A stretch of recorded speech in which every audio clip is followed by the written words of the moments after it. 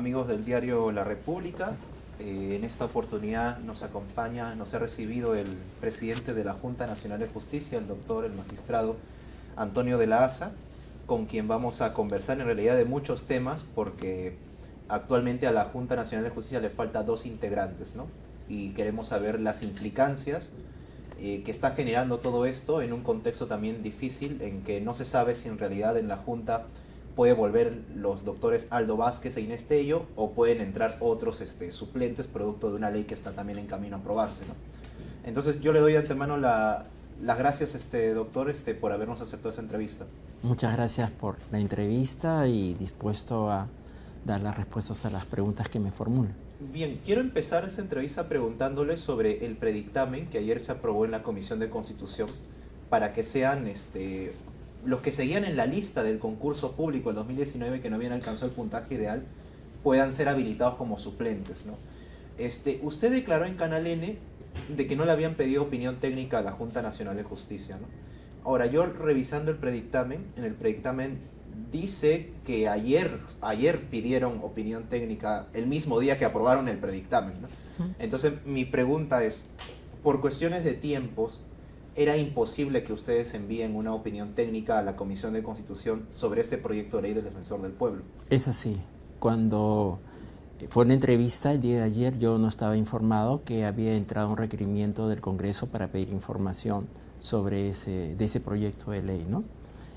Yo me enteraba de que ha ingresado el día de hoy por la mañana, ¿no? Me han dado cuenta de meses partes que había un proyecto que el Congreso pide la información requerida.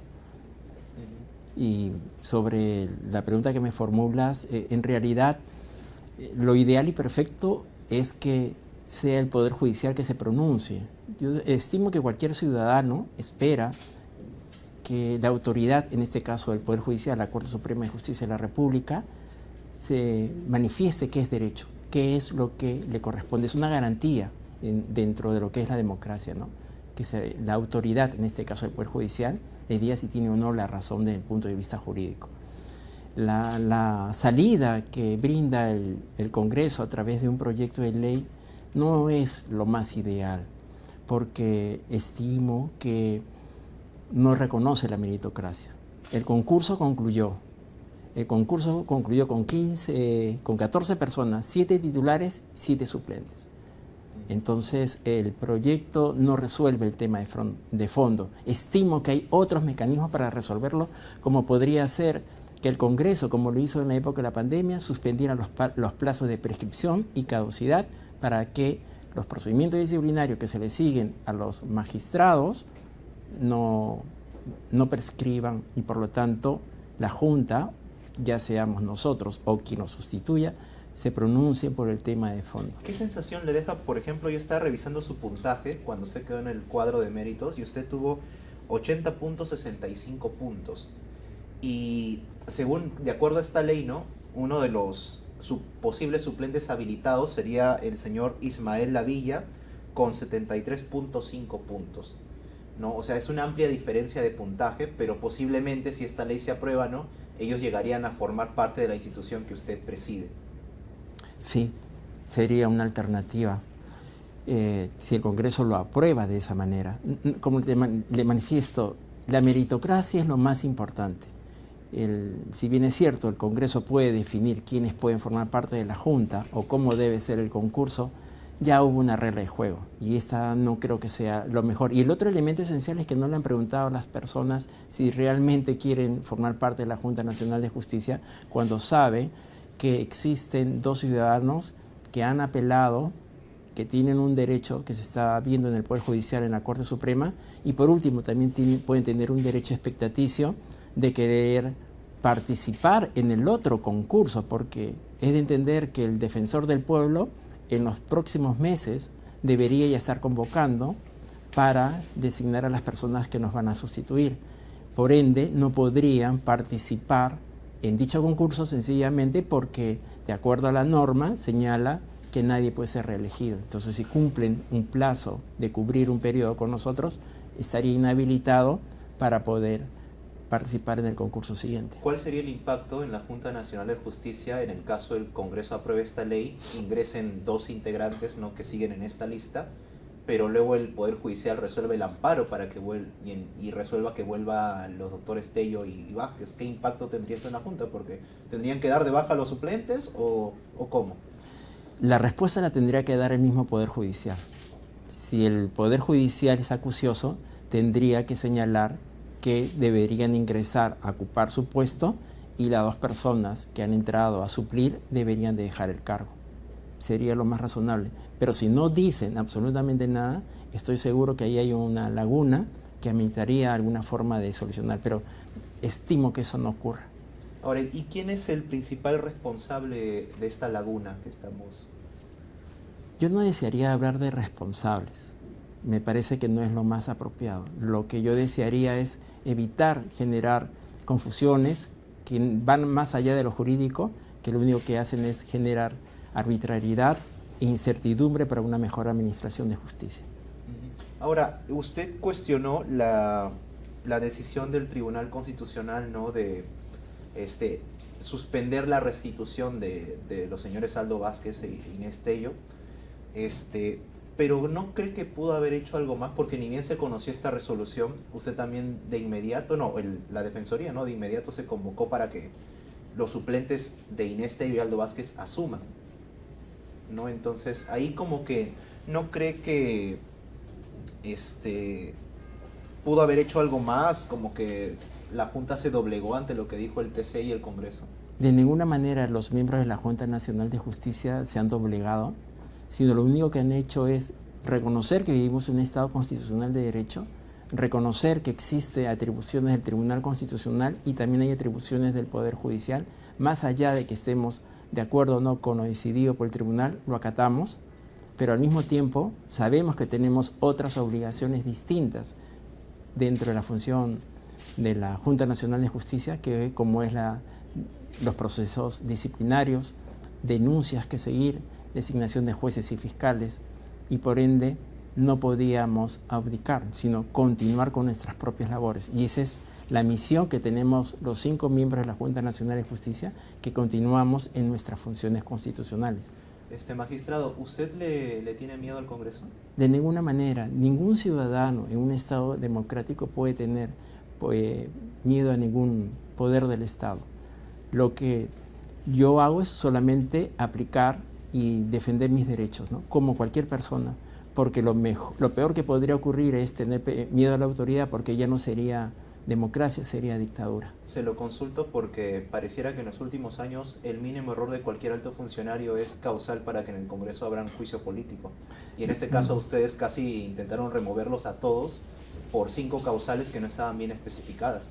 Es correcto, pero el miedo no está por parte de los miembros de la Junta. Lo que sucede es que algunos congresistas no saben o no comprenden a carta cabal que existen organismos autónomos constitucionales, organismos públicos ejecutores y organismos especializados, y hay este juego de peso y contrapeso en el ejercicio del poder. Esa es una de las características esenciales de vivir en un Estado constitucional de derecho. Ese es un avance para salir de la barbarie. Ahora, pasando ya el tema de los casos, que es algo que también preocupa bastante, ¿no? A ver, antes de empezar esta entrevista usted me explicaba sobre los procedimientos y los casos pendientes. En el caso Valkyria, que es el que involucra a la ex fiscal de la Nación, Patricia Benavides, para que los televidentes puedan entenderlo, ¿la Junta puede resolver o no puede resolver este caso? El caso que la opinión pública le llama Valkyria, que se sigue a la señora Benavides, no se puede resolver en este momento en la Junta como procedimiento disciplinario por un tema de quórum. Y acá hay una gran confusión de la mayoría de las personas que están confundiendo entre lo que es el quórum para poder sesionar la Junta y lo que es el requerimiento de votos. Entonces, una cosa es el quórum, que se requiere mínimo 5, pero para poder llegar a un acuerdo en determinado tipo de procedimiento, como puede ser en el caso de un procedimiento disciplinario, se requieren de 5 votos también al mismo tiempo. Pero si no hay 5 votos y tampoco existe el quórum, pues no se puede resolver. Es lo que sucede en el caso de la señora que usted menciona, que se le conoce por la comunión pública, como el caso Valkyria, y que se abrió un procedimiento administrativo sancionador. Y acá es importante también distinguir, los procedimientos que se siguen en la Junta Nacional de Justicia no buscan penalizar. Lo que se sigue es la falta que se comete como falta de una pauta de conducta. Y son procedimientos administrativos sancionadores. Acá no buscamos el dolo que puede cometer un magistrado porque eso corresponde al Poder Judicial. Acá lo que buscamos es la falta que amerita el hecho de que pierde confianza para poder continuar como un magistrado. Ese es lo que nosotros evaluamos de acuerdo a códigos de ética, ¿no? Y para poder precisarlo, fue por este caso que en diciembre la Junta Nacional de Justicia decidió suspender por medio año a la señora fiscal, ¿no? Y esta suspensión termina en teoría en junio. Sí, porque son 6 meses. Están contra el reloj.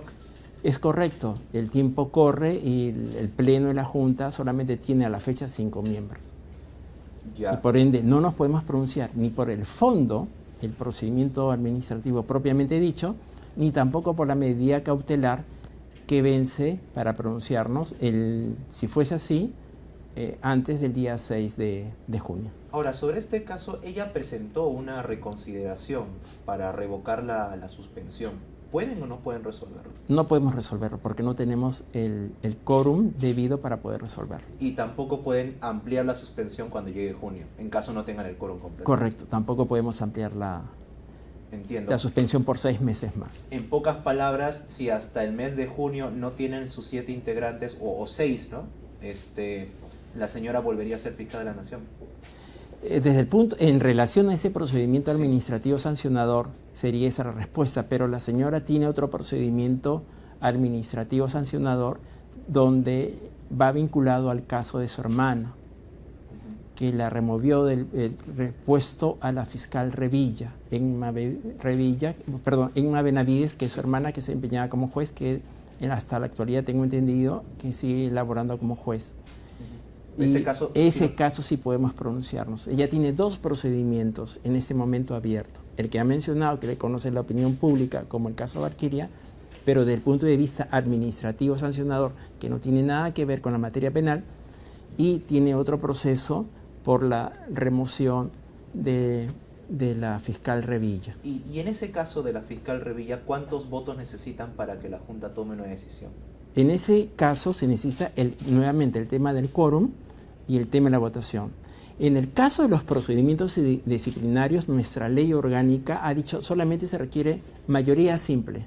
Eso significa que no tienen que haber 5 votos homogéneos, digámoslo así. Puede haber una diferencia, puede ser 3-2, 4-1, pero dependerá cuál es la decisión de declarar si hay responsabilidad o que no hay responsabilidad en la vía administrativa. Claro, pero es una mayoría dentro de 5. Simple. Una mayoría dentro de 5, que es una mayoría simple. Bien, ahora, sobre este tema para terminar hablar de Benavides, sobre el tema de la fiscal Bersabe Revilla y el caso de la hermana de la fiscal de la Nación, ¿hay garantía en este proceso? Se lo consulto porque el magistrado Guillermo Tomberry es mencionado en el caso de Patricia Benavides, ¿no? Sí.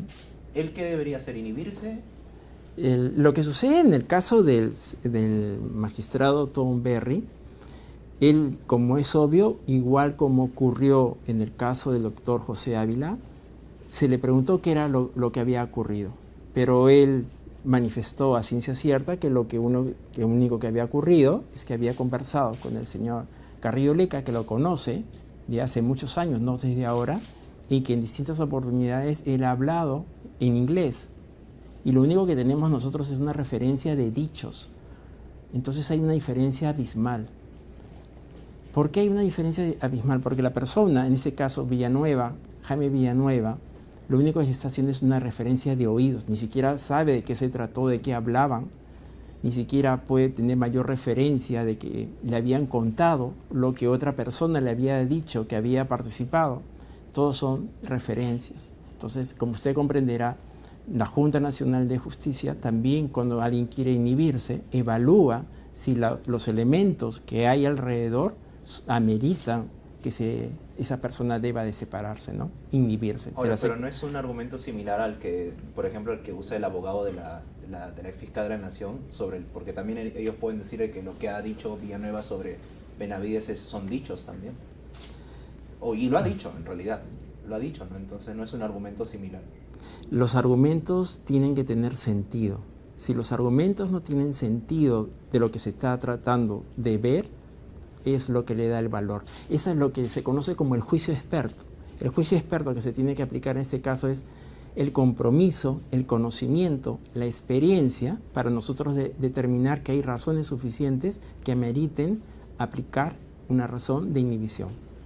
Entiendo. Es decir, ahorita el retorno de la señora Patricia Benavides a la Fiscalía de la Nación depende más del caso Emma Benavides, donde sí pueden decidir.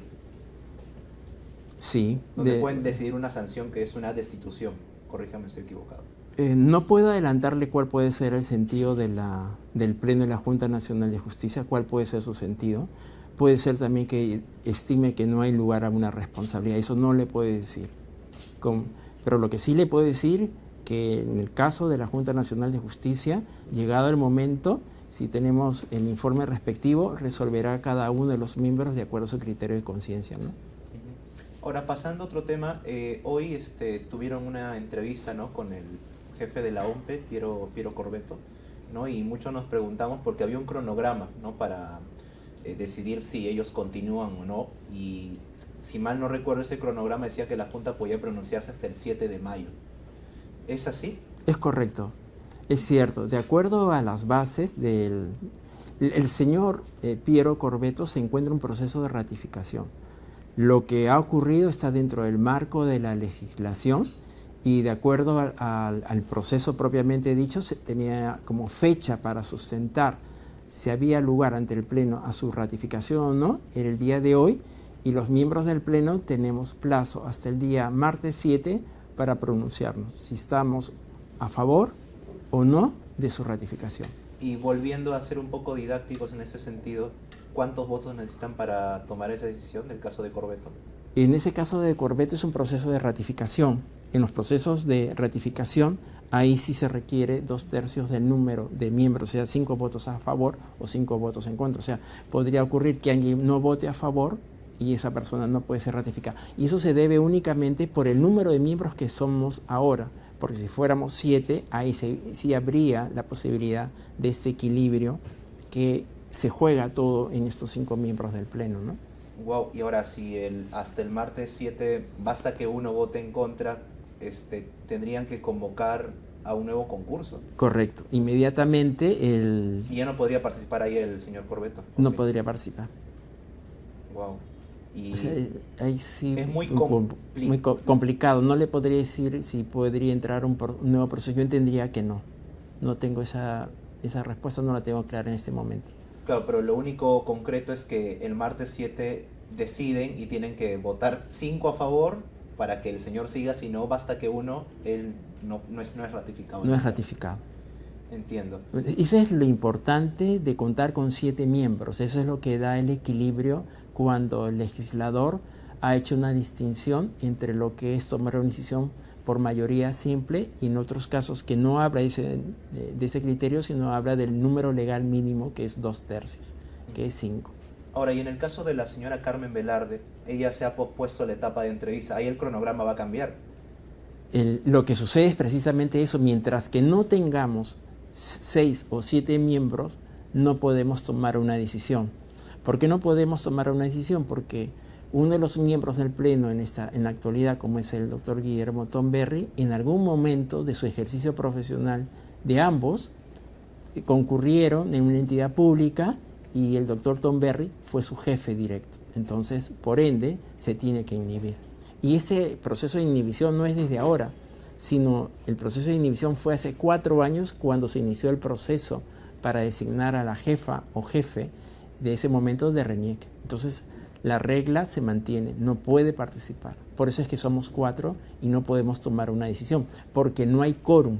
Al no haber quórum de 5, no se puede resolver. En síntesis, la Junta puede decidir sobre el caso del señor Corbeto, pero tienen que esperar a que entren nuevos integrantes en el caso de la señora Velarde. Correcto, esa es la lógica jurídica que debemos de seguir. Entiendo. Ahora, Lo otro que le quería consultar, volviendo al tema del dictamen que aprobó ayer la Comisión de Constitución, ¿esto bloquea o acelera? Es una pregunta muy interesante, ¿no?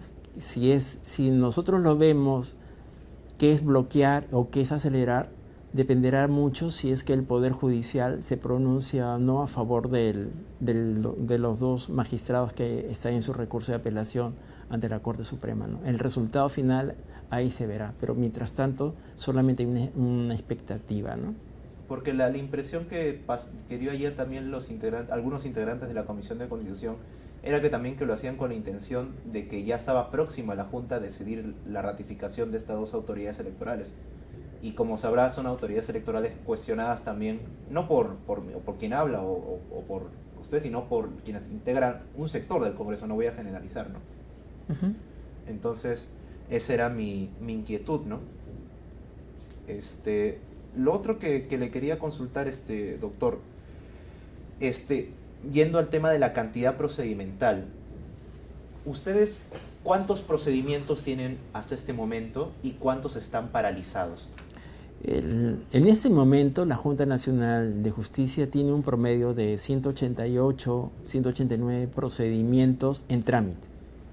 De ese número hay 154 donde el pleno actual, que somos 5, no nos podemos pronunciar por el tema de fondo. Podemos avanzarlo hasta cierto punto, pero no podemos ir más allá para pronunciarnos por la materia propiamente dicha que demanda un procedimiento disciplinario. O sea, el riesgo alto está en 154 procedimientos, por ende la diferencia, que es más o menos 30 y tantos expedientes, los 5 miembros del Pleno sí podemos ir al tema de fondo de lo que significa un procedimiento disciplinario sancionador. Pero la mayoría son procesos disciplinarios, por lo que... Los 189 o 188 procedimientos sí son procedimientos disciplinarios, pero esa es solamente una función constitucional que tenemos. Tenemos otras. Por ejemplo, los procesos de ratificación y los procesos de evaluación parcial, la Junta Nacional de Justicia sí continúa en marcha. Y tanto es así que tenemos como objetivo procurar llegar a evaluar a 1000 magistrados este año, concentrarnos en lo que sí podemos hacer. ¿Cuál es lo que podemos hacer? Los procesos de evaluación parcial.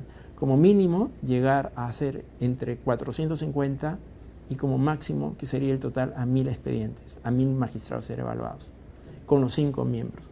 Pero también tenemos otras funciones, que pueden ser los procedimientos de nombramiento, siempre y cuando tengamos siempre el quórum de 5 y existan 5 personas que voten a favor, por esta regla que le manifiesto de la mayoría simple, ¿no? Si es que podemos nombrar o no nombrar. Y dentro de esos procedimientos disciplinarios que han quedado paralizados está el de la condecoración que le hizo el alcalde de Lima a la exfiscal de la Nación, ¿no? Y el tema de la tesis.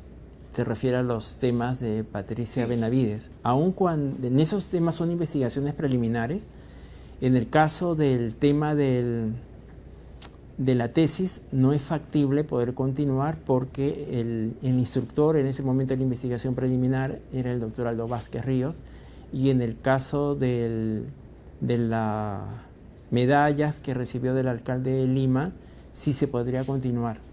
Esperemos que se notifique, en ese sí es factible que se pueda seguir adelante. Y ahora, ya que hablamos de medallas, hace poco hubo una condecoración de la presidenta al presidente del Poder Judicial, ¿no? Yo sé que usted no puede adelantar opinión, no por el cargo que lleva, pero mi pregunta es más que todo sobre el procedimiento. ¿Puede o no la Junta abrir un procedimiento sobre ese tema? Si me pregunta hoy día, que estamos 3 de mayo, si es factible poder abrir un procedimiento disciplinario, por el número de miembros que tiene la Junta, que somos 5, no podría. Y usted mira, pero me está diciendo que el quórum tiene que ser 5. Pero ¿qué sucede? Que entre esos 5, hace muchos años, hace un tiempo, uno de los miembros del Pleno tuvo un juicio de materia laboral donde el magistrado fue el presidente del Poder Judicial. Y hace muchos años atrás, ese miembro del Pleno se inhibió de conocer los casos, ya sean disciplinarios, denuncias, que se siguiera al actual presidente del Poder Judicial. Por ende, no es factible por el quórum poderle abrir una investigación preliminar, que sería algo muy similar a lo que la Junta Nacional de Justicia hizo con la ex fiscal de la Nación. ¿Se puede saber el nombre de ese magistrado o magistrada? Sí, por supuesto, es la doctora Imelda Tumialán. Entonces es como que otra vez se vuelve al dilema, ¿no? De que por estas inhibiciones la Junta se queda sin quórum y más aún porque no tienen 2 integrantes. Más, correcto. Entiendo. Wow, y ya para ir terminando, doctor, que, bueno, a lo largo todo lo que han estado viviendo como institución, ¿qué es quizás la reflexión que usted podría sacar al respecto, ¿no? Porque el intento de destitución de la Junta data de mayo del año pasado y ya vamos a cumplir un año, prácticamente sí. Un año. ¿Qué podríamos decir al respecto? Un año ya en que la Junta ha estado en constantes cuestionamientos de parte del Congreso. La experiencia que yo he podido sacar de estos hechos que usted menciona es la perseverancia, ¿no? Y el coraje para los miembros del Pleno de la Junta Nacional de Justicia seguir adelante convencidos que el mejor modelo que tenemos nosotros es la democracia y no debemos de renunciar a vivir un Estado constitucional de derecho. Y lo más importante, otro elemento que uno puede concluir es que existe un exceso de la politización de la justicia, ¿no? Y hay límites. Y por más que exista la política, que es necesario dentro del juego democrático, pero también es necesario establecer que esos límites están dados por la misma ley. Y la única forma de poder convivir en armonía es mediante este juego de poderes del Estado con los organismos constitucionales autónomos. Pero eso no significa de ninguna manera no ser respetuosos de las decisiones que toman los otros organismos, ¿no? Pero eso no implica que no podamos cuestionarlos dentro del cauce regular que establece la misma ley, que es racionalidad jurídica. A casi ya un año de que se cumple el caso de la ex fiscal Zoraida Ábalos, usted como magistrado, ¿se arrepiente o se ratifica por el hecho del comunicado que en un momento emitió la Junta Nacional de Justicia sobre respetar la autonomía de los fiscales frente a ese juicio político que le habían abierto a la señora Ábalos? De ninguna manera. Lo hice convencido que dentro de un Estado constitucional de derecho lo más importante es la libertad. Y lo que nosotros hicimos es llevar a un poder del Estado a una reflexión. Si no podemos reflexionar y no podemos conversar, entonces estamos muy mal. Eso no se llamaría democracia. Entonces, de ninguna manera puede a una persona o a una institución, dentro de su mandato, que es a establecer funciones específicas, poderse expresar. Y acá lo más importante, y me parece que debe quedar claro, ¿no? Y preciso, es que acá hay organismos constitucionales que tienen funciones específicas. La función de la Junta es nombrar y sancionar jueces. Esa reflexión que nosotros iniciamos para el Congreso de la República era únicamente decirle, si bien es cierto, existe una atribución que puede ser la aplicación del artículo 99 y 100, lo que se refiere al juicio político, pero también debes tomar en cuenta que existe un organismo que es el encargado constitucionalmente para establecer sanciones. Por ende, si ellos consideraban que había una infracción, tranquilamente han podido formular una denuncia a la Junta Nacional de Justicia para que evaluase si había lugar a abrir un procedimiento disciplinario sancionador. Ahora, pero sin necesidad de llegar a ese extremo de la forma de obrar. O sea, habían otros mecanismos legales. Y yo recuerdo muy bien la recusación que usted envió en diciembre o enero, creo, contra el juicio político que estaban llevando a cabo en la subcomisión, porque les habían enviado una serie de preguntas, ¿no? Adelantando una opinión, prácticamente, ¿no? Pero al final, ¿no cree que en realidad, más allá de la razón, lo que está primando en el Congreso es la fuerza de los votos? Yo creo que lo que prima para algunos congresistas que están en el Congreso es el espíritu de arbitrariedad, más que la fuerza de los votos, porque las señales que uno espera como ciudadano es la coherencia. Y yo veo que en algunos casos ya no hay, se está perdiendo la coherencia. Pero más allá de eso, siempre todos los miembros del Pleno, como manifiesto, somos respetuosos de las instituciones del Estado. Mi última pregunta es, hay un proyecto de ley de la congresista Gladys Echaíz para crear una Escuela Nacional de la Magistratura. ¿Les han pedido opinión técnica o todavía? Sí, a la Junta Nacional de Justicia se le pidió opinión técnica sobre el particular y el Pleno de la Junta Nacional manifestó en ese momento que no se requería crear una Escuela Nacional de la Magistratura porque existe la Junta Nacional de Justicia y existe la Academia de la Magistratura. Y hay algo que no estaba observando el proyecto, más allá si estar a favor o en contra, o afecta o no a la Junta Nacional de Justicia y a la Academia de la Magistratura, es que existe una política pública que va desde el año 2021 al año 2022, que en ese momento venimos ejecutando. Entonces, mal harían de querer cambiar la Constitución y cambiar a la Junta y cambiar a la Academia de la Magistratura, cuando también la Junta Nacional de Justicia no tiene ni 5 años de existencia, ni tampoco esta política pública que se viene aplicando tiene 5 años de haberse aplicado. Y también no toma en cuenta que existe un Consejo Nacional de la Magistratura que fue creado en el año 2019 con el propósito de encauzar las reformas de la Administración de Justicia, que tiene 9 ejes temáticos. Y dentro de uno de esos ejes temáticos está vinculado el desarrollo personal y profesional de los magistrados. Eso es dentro del punto de vista jurídico. El proyecto que usted me hace mención tampoco toma referencia dentro de una norma transitoria ni complementaria, referencias a criterios económicos, porque no se trata de sumar 2 presupuestos de la Academia de la Magistratura y la Junta para decir que a través de ese mecanismo puede crearse un Consejo Nacional o una Escuela Nacional de la Magistratura. Porque va más allá. ¿Qué sucede con los magistrados, por ejemplo, que se encuentran en este momento en carrera? No dice la norma nada al respecto, porque el esquema que plantea el proyecto de ley es como si se tratase de una escuela militar o una academia diplomática, cuando se olvida que hay una diferencia sustantiva, que esas instituciones son sumamente verticales, en tanto que el Poder Judicial tiene otros principios, otra forma de gobernarse. Y fuera de ese punto de vista jurídico, también un tema práctico, que el ingreso tanto a la Academia Diplomática como a las escuelas militares es sumamente triangular. Todos cuando ingresan con una base muy ancha y van escalando en los grados, y sabe uno que solamente va a ser en el caso de las escuelas militares, que va a ser comandante general, y solamente los que ingresan a las escuelas diplomáticas saben que uno va a ser canciller. Pero en el caso del Poder Judicial es como especie de un rombo. Y me explico, porque ingresan como juez de paz, inmediatamente pasas a ser juez de primera instancia o corte superior y se ancha la base, pero para ser juez supremo nuevamente se vuelve a anchar la base.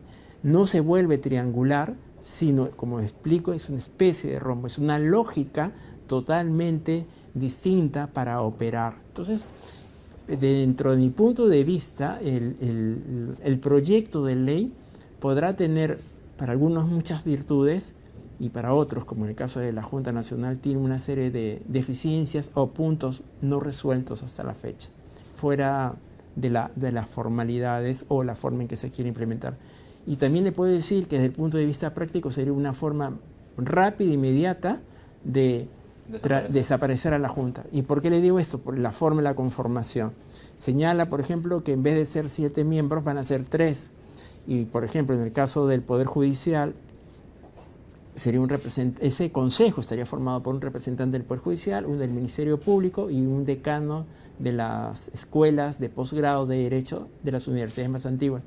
Pero, ¿qué sucede? Que ese vocal ya hemos notado nosotros como una deficiencia, que no puede estar cumpliendo doble función. O se dedica a ser juez, o se dedica a ser fiscal, pero no puede estar en doble función sin tener la exclusividad del trabajo. O sea, hay una serie de falencias. Para que me responda de manera breve, por favor, doctor, para ya terminar. ¿Qué siente usted cuando en el Congreso algunos dicen que la Junta Nacional de Justicia fue creada por Vizcarra? Yo sé que no fue así, pero me gustaría saber su respuesta. Lo que yo le puedo contestar que muchos de los partidos que están ahora en el Congreso fueron los que aprobaron llevar adelante el plebiscito en su momento, el referéndum a la consulta al ciudadano del Perú si es que quería que existiera la Junta Nacional de Justicia, producto de actos de corrupción de ese momento. Y otra cosa muy importante, estimo que decir que fue creado por un presidente en un momento determinado no es lo más trascendental. Lo más trascendental es que el ciudadano, el peruano, busca siempre un cambio de mejora. Ese es para mí lo más importante, ¿no? Bien, doctor. Muchas gracias.